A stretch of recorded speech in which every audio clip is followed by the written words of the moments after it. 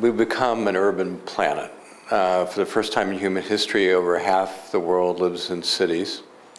That's going to go up to about 70% of the world's population living in cities in the next 20 or 30 years. And meanwhile, there's getting to be more and more of us. So at the beginning of the 20th century, a little bit under 2 billion people. There are now 7 billion. It's gone up to 9 billion. So, 9 billion people mostly living in cities. And it's clear that if we look at energy, water, food, that we can't continue to grow like we have grown and do so in a sustainable manner.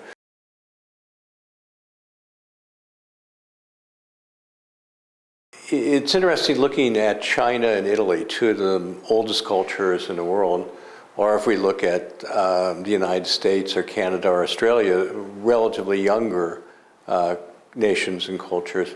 The issues we face are very similar, and this, so to some extent, I don't know if that's reassuring or not. But if for an old culture or young culture, the issues around urban growth are pressing.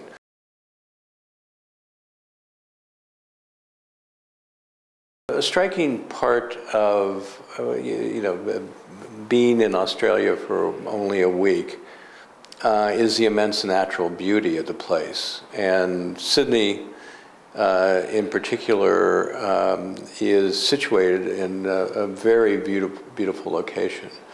So in many ways, that's a great asset to be surrounded by such natural beauty. And I suppose that the responsibility for us as people is, do we design and plan things that match the natural grandeur that surrounds us? It also makes one very aware of evolution and adaptation because of the number of very special species that have evolved here, and how vulnerable Australia is to introduced species and so on. So on the one hand, there's this incredible natural beauty, but also the uniqueness of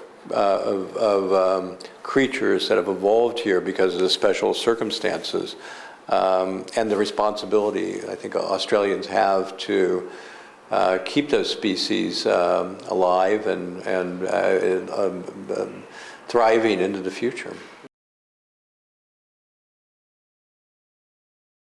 Carbon is very important, and greenhouse gases are very important. In the United States, 50% of the greenhouse gas production comes from buildings. It's 40%, but you add construction, it makes it 50%.